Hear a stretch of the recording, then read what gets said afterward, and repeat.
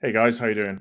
Welcome to Utopia, and in this lesson, we're going to talk about the 15-minute money mail system. And this covers email marketing for personal brands. I'm going to teach you a super quick system that I use and for clients to get those emails out super fast, so it's not taking up a bunch of your day, and you can get more sales than you're getting now. So let's dive in here real quick. So a little bit about me.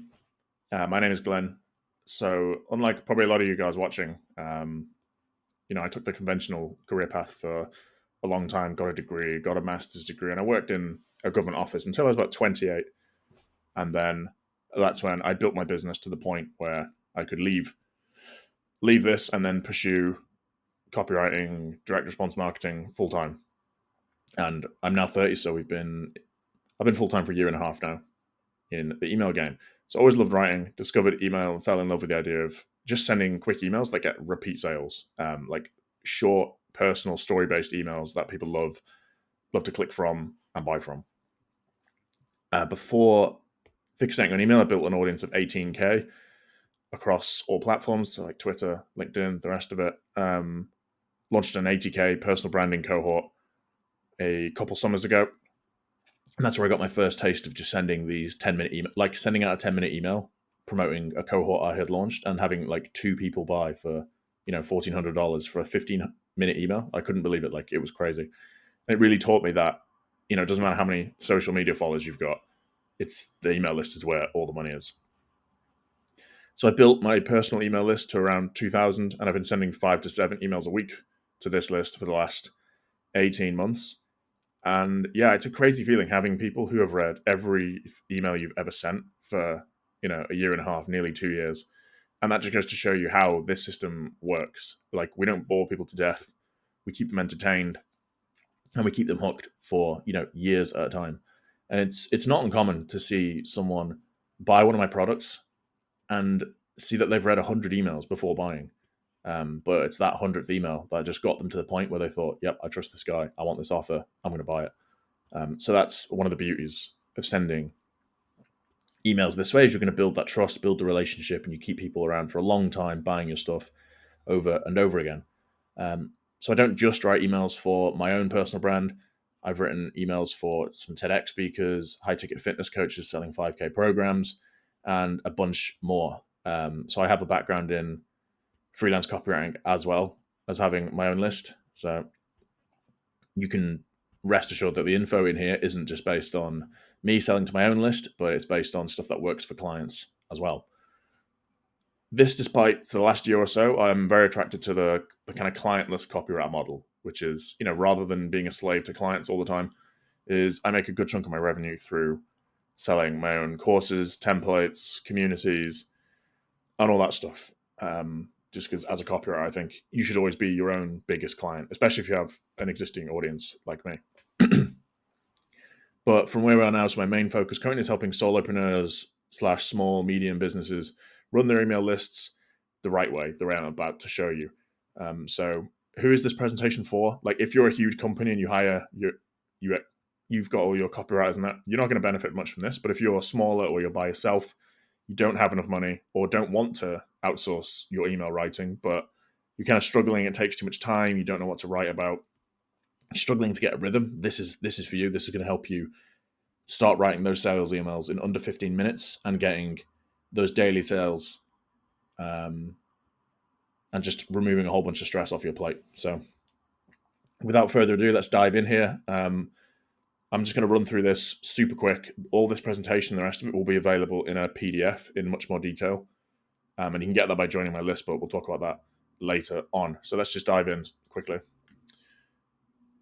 So the email marketing problem for most solopreneurs who aren't copywriters, small businesses, etc., is you need to be sending more emails, but you just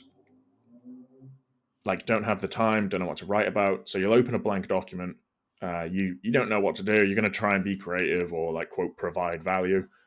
And what happens with a lot of people is you're going to get you hate the process so much that you just don't send them. And this is how you end up with companies, personal brands sending one email a month, 2 emails a month. It's just not enough to get any real results.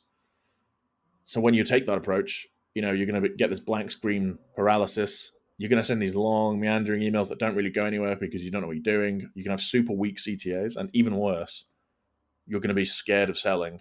But with this approach to email, you're going to learn how to turn those little things that happen every day in your business into compelling sales messages in under 15 minutes.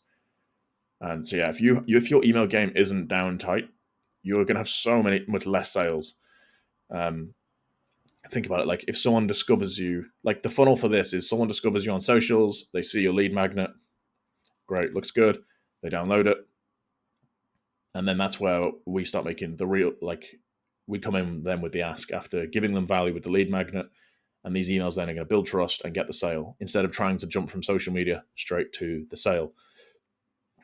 So before I dive into the 3-step system for writing these 15-minute emails, like a couple things you're going to need for this to work, or it's not going to work, is you need an email list, obviously.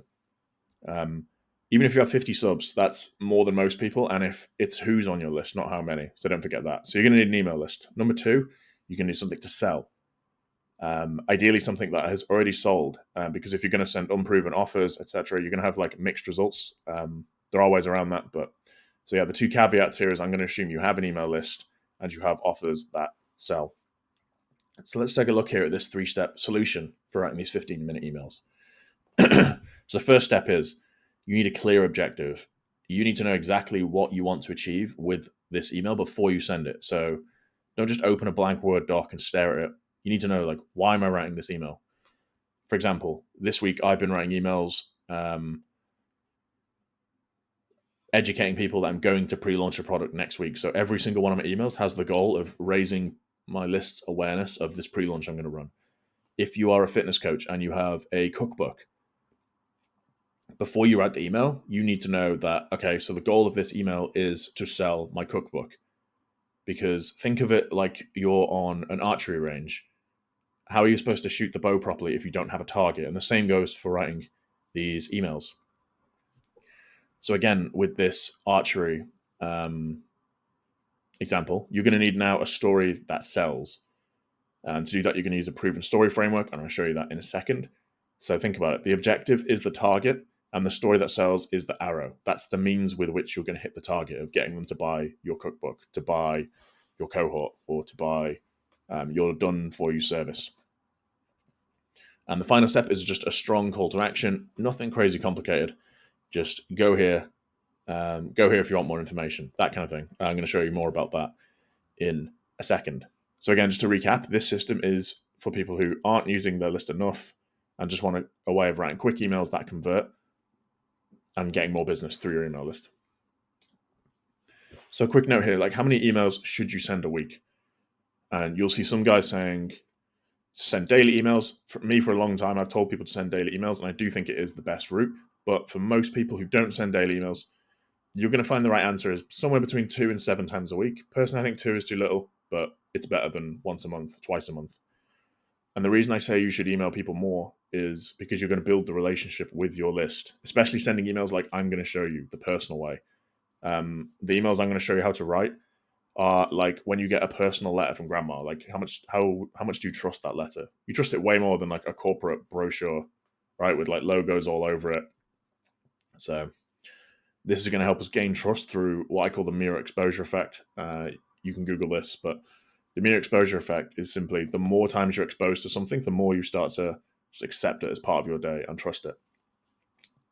So a fun fact here is famous copywriter David Ogilvy used to work as a movie promoter. And he said that on average, people had to see posters of the movie 7 times before purchasing a ticket to see that movie. 7 times. So that just goes to show you, like, if you're sending offers into people's inbox multiple days a week, you have a much better chance of getting the sale than if you just run a launch and send 1 email a month. So run the numbers on this. Let's say you send 1 email a week and I send 7 emails a week. We sell the same offer to the same list. Everything is the same except for email frequency. Who's going to make more sales? It's me, because I've got 7 chances at selling and you have 1 chance. So finally here, like, you need to ask yourself this question: are you really an expert if you can't send 2 to 7 super quick emails per week on your niche? I would say you're not. like a true expert is going to have something small to say every single day that they could write an email about. And the audience is going to know this. If you're in their inbox every single day, they're going to start to naturally associate you with your niche. They're going to just assume that you're an authority because, of course, you are if you're sending an email every day about something. So now we're going to just look at stories. Where do you get them from? The thing with stories is they are all around you. They're happening constantly, everywhere, especially if you're running a business. They're all over the place. You're just not looking for them. So here's 5 super quick sources that you can start getting stories from straight away. It's customer success. Easy ones. Customer success stories are some of the best emails you can send. Really easy to write. Common client questions. Maybe what are some of the most common questions you hear on sales calls, onboarding calls? Like, what are people asking? What do people want to know? Team/business lessons. So like maybe you had to talk to one of your team members last week, and they were they needed help with something, and you helped them. Like, what did you help them with? Like maybe you made a mistake last week in your business. You could write an email about that. Or maybe you had a win. How did you get that win? That's another good email. Behind the scenes moments. So again, this style of email I'm talking about here is, I'm not talking about this kind of corporate newsletter people send where it's 1,000 words with 1,000 different links. These are personal, plain text emails. You can put pictures in if you want, but that's the style we're going for. So behind the scenes moments are powerful. Makes you seem like a real person. Also raises awareness of any products you're building, so people know what to expect, what you're doing.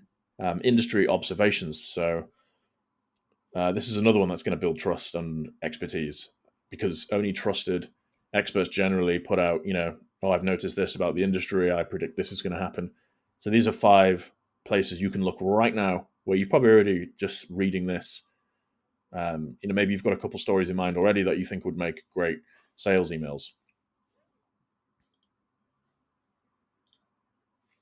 So here is my email story framework. So this is just something, when you've got your story in mind now and you know what you want to promote, fill in this template, and it's going to kind of start outlining this email before we've even typed a single key on our keyboard. So I want you to start with what happened. For example, here, a client doubled their leads. Awesome. Now, why does that matter? Well, because it shows that your approach works. It's proof, social proof. And what's the key insight from this? Like, this is going to depend on exactly what the story is, but maybe in this case, you gave them a quick tip on the onboarding call, and then they doubled their leads the next day. So the key insight from this email is that small changes can lead to big results. That's the lesson from the email. And now, how does this email help you in your business? Well, it proves ROI to prospects, because anyone who reads that email is going to think, wow, these guys are such experts. They gave them one tip on the onboarding call and they've doubled their leads. They really know what they're talking about. These are guys I want to work with. So this framework is going to help you contextualize these stories that happen every day and turn them into full-fledged sales emails, which, don't worry, we're going to dive into in a second. I'm going to show you exactly how to write those, what those kind of look like, how to go about it. But just doing this will give you a good idea of, okay, I've got this story, here's why it matters, here's the lesson from that story, and here's how it helps them. So that's going to help you turn little stories into emails that generate big profits. So I know I gave you 5 of my favorites earlier, kind of stories. Here's 5 more types of story you can look at, and diving a bit more into each one. So you've got customer wins. Here you can share the specific results, explain how they got it, and then connect this to your offer. This should be very easy. A lot of people worry about the section of an email. I call it the segue, where you go from the story to the offer. But if you hopped on a consultation call with me, for example, and we built a new welcome sequence together, and then you said to me, hey, Glenn, that new welcome sequence doubled my sales over the old one. If I write an email about that, it's easy, because I just say, just had a conversation with this client, then yada yada, mention the welcome sequence, we built this new one together. If you want the same kind of results, then here's the link to book a consultation call with me. Like that, it's that easy. Like, the key thing here is that the story needs to tie to the offer. So don't go writing a story about how you were stargazing and you saw a shooting star, and then trying to link that back to your lead gen offer or something. It's too difficult, and it's annoying to write, and it's annoying for the reader, and it's hard for you. All the best ideas are things that have already happened, preferably stuff in your business that has happened and things that revolve around your prospect, limiting beliefs they have, their pain points, their desires. So again, on common questions, you want to address frequent pain points. You can build what I call the bank of pain points, where every time you're on a call, every time you speak to a prospect of yours, and you find a new pain point, you can put that in a Google Sheet, an Excel document, whatever you want, and eventually you're going to have hundreds and hundreds of rows of like common pain points for your audience. And what you can then do is you can put this into ChatGPT, you can put it into Claude, say, here is a little bit about my audience, here's my offer, here are 50 pain points I've collected, can you give me 50 more? And then that's going to give you even more ideas. And whenever you're talking about pain points, like, you don't want to just agitate them too much. It's on you then to give a quick solution and then pivot that into your offer. So business lessons, for example, you could share like a recent experience, take the key lesson out of that, and then connect that back to your audience's needs. So, business lessons are a good one because you're talking like, people know, okay, so, he's actually running a business and he's running into these problems, which you would only run into if you were properly running a business. So they kind of demonstrate competence by default. Behind the scenes, always a good chance to share your process. So you've probably heard people go on about this, but like, your way of doing things is important. And email is a great way of putting across that, like, your way is different to other people's.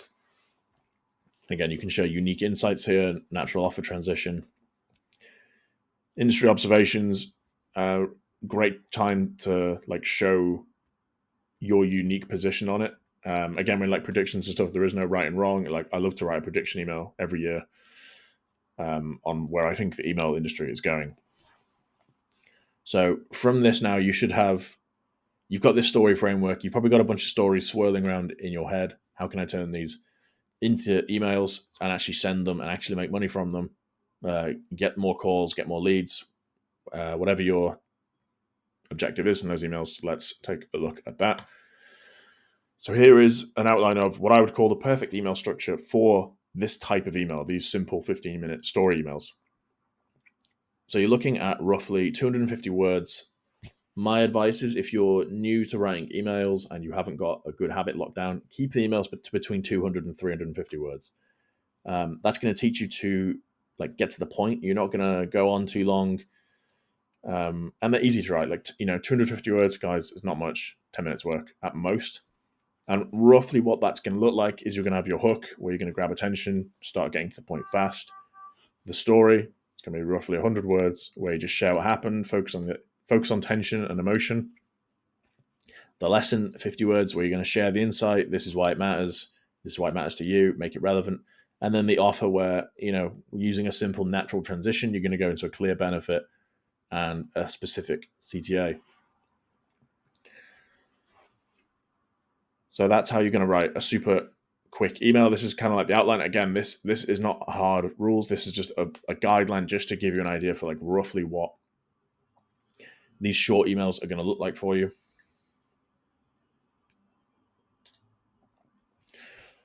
So you've got this story template now. You kind of know like why this matters. I've just shown you an email structure that you can use. Like, how do you actually like write the email? Because you've got this template now, but you're still going to need to actually write the thing out. So my advice to you would be, let's run through some of these writing tips. First one is to write fast, edit later. So like, when you're writing these emails, do not stop to edit until it's finished. Just brain dump 10 minutes, get everything on paper, and then later you can go back and edit. Because if you're stopping to edit halfway through, you're going to get lost in editing. You're going to lose your train of thought, and it's not good. The fastest way and best way to write these emails is to write first, then edit later. And then, so getting the story out first is really important. So get straight to the point. Tell the story, why it matters, what you learned, how it's relevant to them, and then you can hit with the offer in there. Polishing the email afterwards. So again, write now, edit later, and that includes like any polishing. Don't go through and worry about grammar and all that stuff. You can even use AI to check all that at the end if you want to be really quick. And that's going to help you maintain momentum when you're writing this email. You don't want to lose that. Again, like, you're in the mood to write an email. It's going to take you 15 minutes. if you maintain momentum and just get it all on paper, then edit afterwards. Generally, another advice I give to people is to keep your paragraphs short, so between 1 and 5 sentences, or like 1 and 3, whatever you want to do. Keep the sentence length like mixed. So what I mean by that is like short paragraph, long paragraph, medium paragraph, short paragraph, long paragraph, and the same for sentences. You don't want to have big blocks of text one after another, and you also don't want to have like your email reading like a barcode where it's like 1 line, 2 line, 3 line with a new line. Don't do that. It needs to look natural. Mixed paragraph and sentence lengths, using plenty of white space so people can scan emails. What a lot of people do is they will open an email and they'll actually scroll to the bottom before they read any of it. Like I do this all the time, just so they kind of see like, is this going to be nice to read, or is it like ugly? It's going to be difficult to read. How long is it? So that's why you want to make these emails scannable and use plenty of white space. So big tip here when you're editing is to make every line count. What I mean by that is like when you're editing later on, really try and find words, sentences, maybe even paragraphs that you can just delete. Like ask yourself, what does this line do for the email? Does it help? Does it move my prospect towards the sale, towards the action I want them to take? If no, delete. So another tip here is from Joe Sugarman's The Slippery Slope, where each line needs to build interest and lead to the next line. His whole philosophy on copy was the headline gets people to read the subheadline, which gets people to read the first line, which gets people to read the second line. And the way you can do that is by removing fluff and just keeping it like focused on the action. Another tip I can give you is in emails, you want to dial your personality up to like an 11 out of 10. You don't want to go crazy, but you also want to seem large, a little bit more larger than life, a bit more dramatic than you would do in person. Some of my emails, like I dial my personality up a lot in my emails because I'm quite a relaxed guy in person, and if I wrote like that, it would be like kind of boring. So you always want to dial it up a little bit. And don't forget, you're always pushing towards the offer. That's the goal. So don't be telling stories that are absolutely nothing to do with your offer. The whole purpose of this email is to get them to take the action you want, which is to click a sales page, to click a book a call link, whatever it might be for you. Finally, like if you really want to spend that extra time making sure your email is ready to rock and get some sales, you want to read it aloud before sending it. And the reason I say to read it aloud is because if you do that, you're going to pick up on any like weird sentences, weird phrasing that just doesn't sound quite right. Because if it sounds weird to you when you read it aloud, it's going to sound weird for your prospects reading it too, and they're going to trip over the same words that you do. So if you can read it aloud, you're going to catch awkward phrasing, and it's going to ensure a natural flow. And like any weak transitions, like reading aloud is going to help you do all of that without overthinking it too much. So those are tips on how to write emails. Like we've kind of got some, this is how to stay authentic in your emails. And I know being authentic is kind of a buzzword, but it really does matter, because my prediction for email is that 2025 is that we're in what I would call a trust recession now. Online marketing has been getting bigger and bigger, and everyone's doing everything. Everyone's uploading content. There's a lot of people out there like trying to fake it till they make it. So it's how do you stand apart from all that and just keep it real, so people can say, in an ocean of people being fake, this guy keeps it real, and for that reason, I trust him. So you want to share real stories, things that have actually happened in your business and with clients. You don't want to be making crazy stuff up that never happened, because like if you do get found out, it's not going to be good for you. And like people can just tell this kind of stuff as well. So no fake drama. Again, if it didn't happen, don't talk about it. No need to put any fake drama in emails. It needs to have actually happened. Real outcomes is another one. So again, like you don't want to be making up. Never do stuff like making up social proof, because you could easily write an email where it's like, oh hey, like I made this guy X amount, and like if you wouldn't share it on socials, don't share it in emails. Another thing is admitting mistakes, but in a way where, like, if you write an email about a mistake you made, if you include how you solved that mistake and where you're at now, that's going to really set you apart. It's going to be very relatable and going to put you to one side as a trusted source. So, and the same as just sharing genuine learnings. Be a human. So, I mean, what do I mean by be a human? Is just kind of write like it's be conversational, be like a real person, like, always explain like how you felt about something. Like if you're telling a story, um, the easiest way to jazz it up a little bit is just say like how it made you feel. So like if a client came to you, so let's say you were like a dating coach and a client came to you, maybe they were in tears on the call because something amazing had just happened on a date they went on, something like that. It really dials it up without being like a copywriting pro or anything, just inserting some emotion. So sharing your personality goes hand in hand with your unique voice, real emotions, genuine reactions. Like you can see here, all these tips are kind of lead to just being yourself, being genuine, being a human. Like that's why it's so easy for me to write emails, because I'm just writing as myself about things that have actually happened, super quick, and like it's just getting over the fear of sending those first emails in this style. But trust me, you're going to get replies from people saying, "Oh, this is the best email I've read all week. This is so real." You're going to get more sales. Like this is the best way to send emails if you're not going to outsource to a professional copywriter or anything like that. So again, write like you talk. Maybe you're from an area where, like, if you're from Texas, for example, you could write "your" in your emails. Like I wouldn't do that because I'm from the UK, but sometimes I'll use UK phraseology. Like I'll call people mate in my emails, things like that.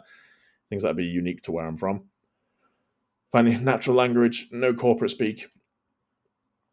Um, Again, so this is all about being authentic. It's about sharing real stories with your prospects. Um, yeah, this is how you keep it real and people can tell. So subject line secrets that get clicks. The subject line is, you will see people say the subject line doesn't matter because all that matters is who's sending the email, and this just is not true.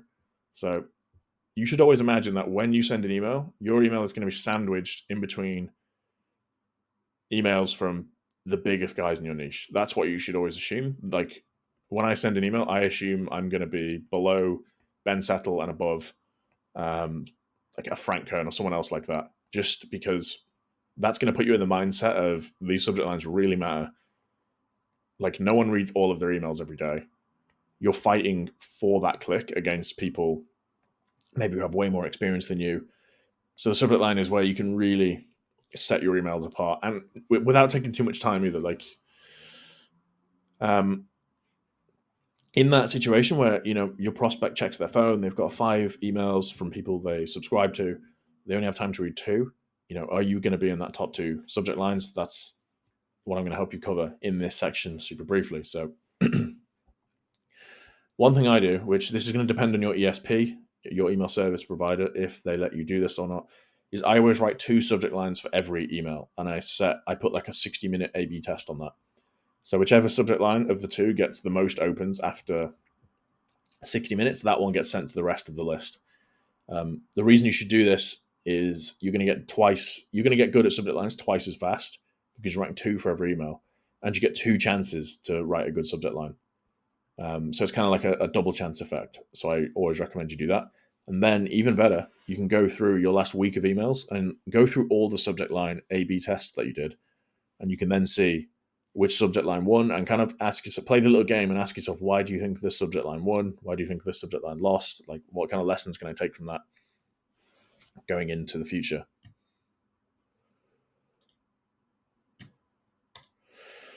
So a little bit more on subject lines. I'm not just going to leave you in the dark here. They are difficult to learn and can only really be learned from just writing a lot of subject lines. So if you're not sure, these are some easy formats that are going to give you the best chance at getting open. So one is numbers based. For example, 5 email secrets from my mentor. Numbers are good. They're tracked for human eye. A really solid way to start. And then you can combine numbers with, for example, like a curiosity driven subject line. So one I sent that got a crazy number of opens was unfollow these copywriters, because people read that and they think, which copywriters? Like me? Who? Like which big copywriters do I need to unfollow? So if you're going curiosity, you're just trying to make people what I would call itchy, and the only way they can scratch that itch is by opening your email. And important, if you're going to do a super tricky curiosity based subject line, like please pay it off quickly. Like do not scam people into open your emails. There was a trend recently where everyone was putting like like, when you send an email reply and you get one back and it says like your invoice query. People were doing that at the start of subject lines, and it's basically like a scam slash trick to get you to open the email. And anyone who knows anything about marketing, like all of you guys watching this, you guys are switched on, you're smart. You would see that and think, what a cheap like BS trick to get an open from me. Like, really would hurt trust. So again, don't do any weird scammy subject lines. Direct benefit, again, you cannot go wrong. Like if you've just written an email where it's how Sarah doubled her leads, you could literally just call the email like how Sarah doubled her leads. Like, okay, cool. How did Sarah double her leads? I'm going to open it. So another one is the question format. So the one I tried recently, the number one key to make big bucks from a small list. Again, anyone with a small list who isn't making big bucks, which is almost everyone with a small list, is going to say, "Oh, how can I make more money from my list?" And they're going to open it. Best practice, if you're kind of unsure of what kind of subject line to go for, the one that will never let you down is curiosity plus benefit. So it's like a benefit, but you're also making people curious. So it could be like 3 common mistakes that hurt your close rate, for example. So there you've got like the benefit of it's, do you want to get a better close rate? And it's also 3 common mistakes, but you don't know what they are, so you're not sure. So yeah, benefit plus curiosity is never going to let you down. It's one of the best subject line types you can use. Pro tips, so is to write down your email and then write the subject line, because what's going to happen if you write the subject line first, you're going to try and write an email around the subject line when it's a lot easier to write the email and then figure out a subject line to match the email. So go ahead and do that. What you want to do is, if you have the time, is build up a swipe file of subject lines that got you to open. So like every email you open, copy paste the subject line and put it into a Google Sheet or a Telegram chat with yourself, just so you can kind of see it there and ask yourself, like, why did I just open that email? What happened to me? Why did I open it? What was it about the subject line? So always focused on self-interest, pure curiosity. Like, don't forget, when I open my emails, the things I click are purely based on self-interest. Like, what's going to help me? What am I curious about? So you need to get in that frame of mind when sending these emails and writing these subject lines. And when you're doing these, so always aim for punchy, ultra-specific phrasing. Like, there is zero space for fluff when you're writing subject lines. It has to be straight to the point. Every word has to serve a purpose. And try and keep your subject lines to 5 to 7 words when possible. So just like I said, your emails need to be 200 to 350 words if you're quite new to sending emails. Like, try and keep your subject lines to 5 to 7 words or less when possible. Longer subject lines are trickier, harder to pull off, so just stay away from those unless you're really comfortable writing them.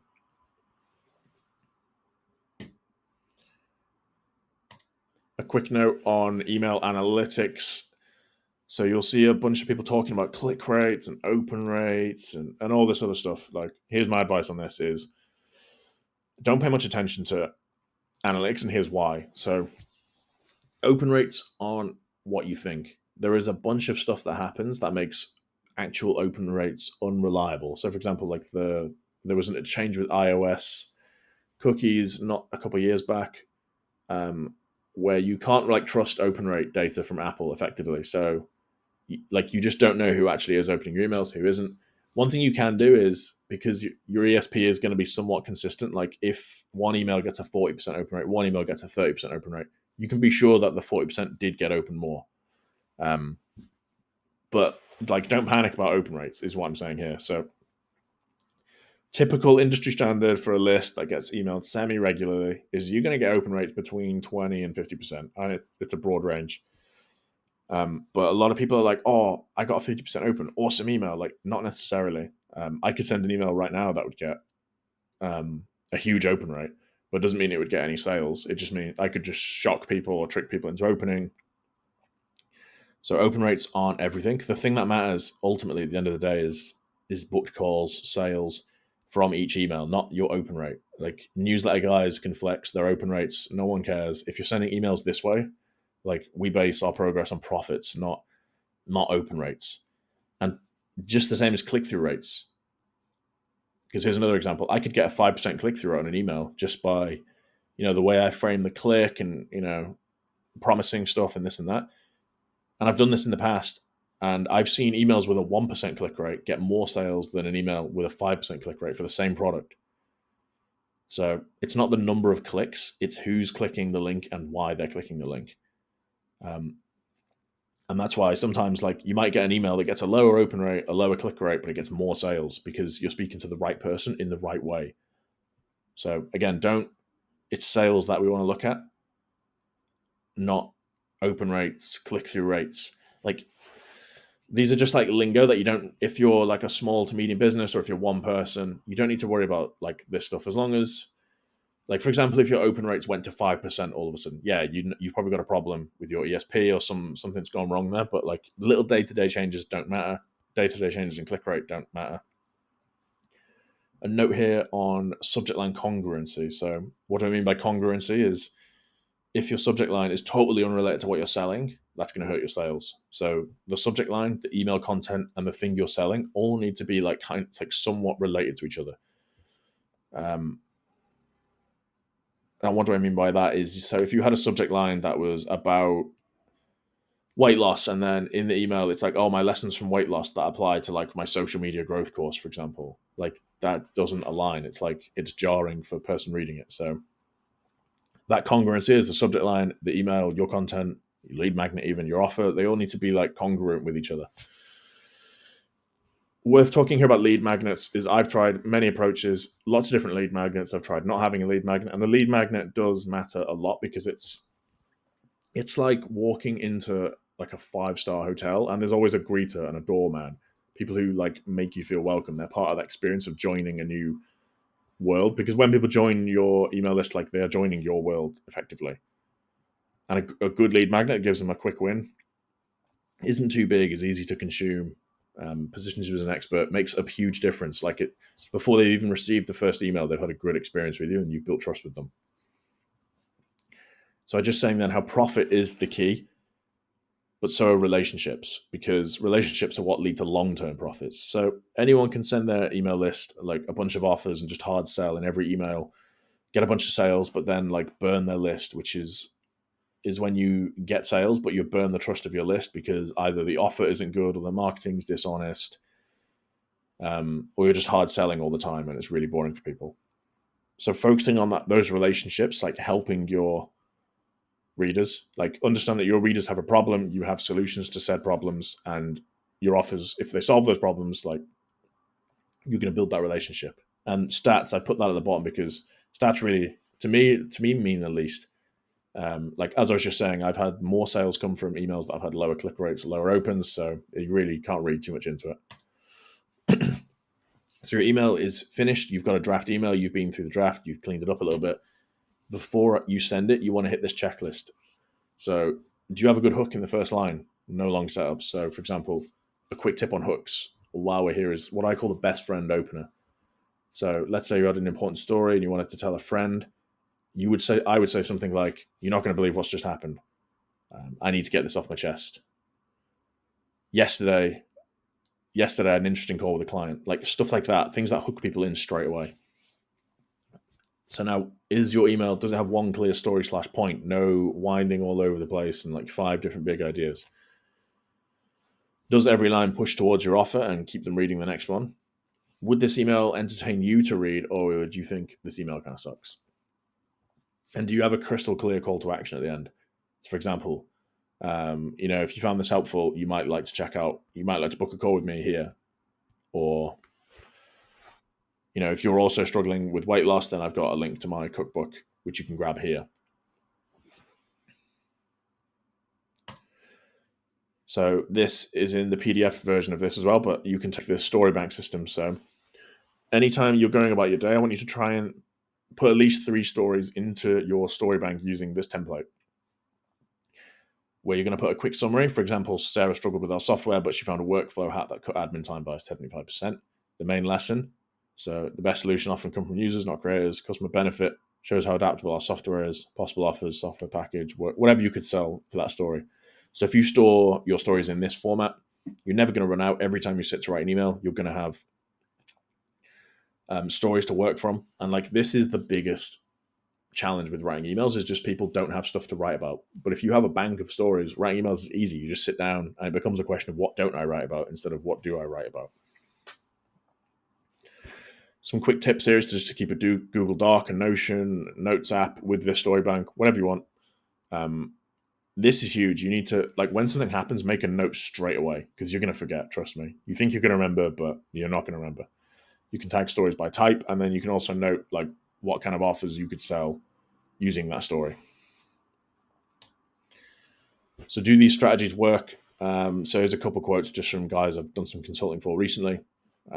Nathaniel was a business consultant. We got to hit a list of 650, which is it's not a small list, but it's not a big list either.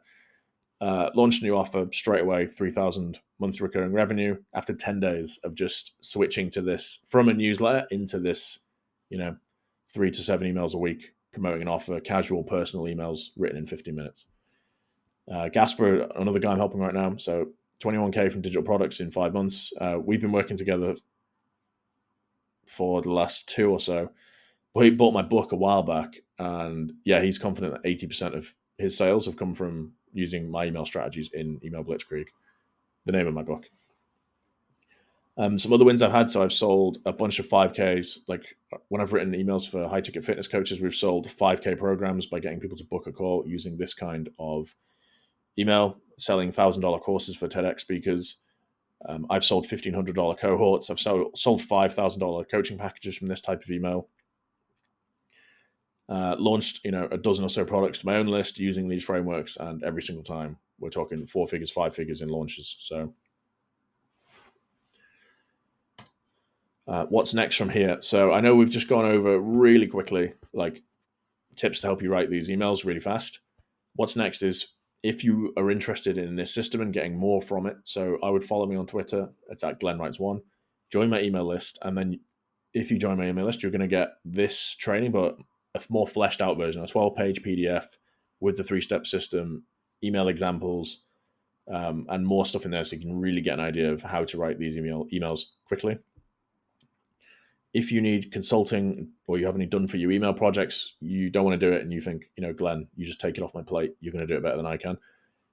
Just hit me up on Telegram or Twitter. My Telegram, again, is at Glenn Writes. And if you've enjoyed this training, but you're like, Glenn, where do I get more info? Like, this isn't enough for me. I need more.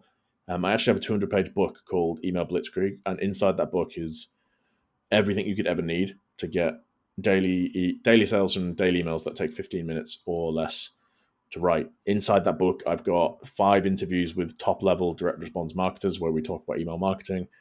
There's 15 different types of emails you can send. 11, like a huge bank of subject lines and all the rest of it. I built this book by speaking with direct response marketing legends and kind of combined everything into this system inside the book, which is like this, what we've just talked about is a little taste, but the book has like the full thing. Like you're never going to be short of email ideas after reading that and watching the interviews inside. So I hope you enjoyed this quick training here. There should be a download link to the PDF to accompany this in the file section somewhere. But yeah, I hope you enjoyed this, and I hope you're now ready to start sending these quick story-driven emails and getting a bunch of sales, a bunch of calls booked for your business, your agency, whatever it is you're running. So cool. Enjoy the rest of your week, and I hope you enjoyed this.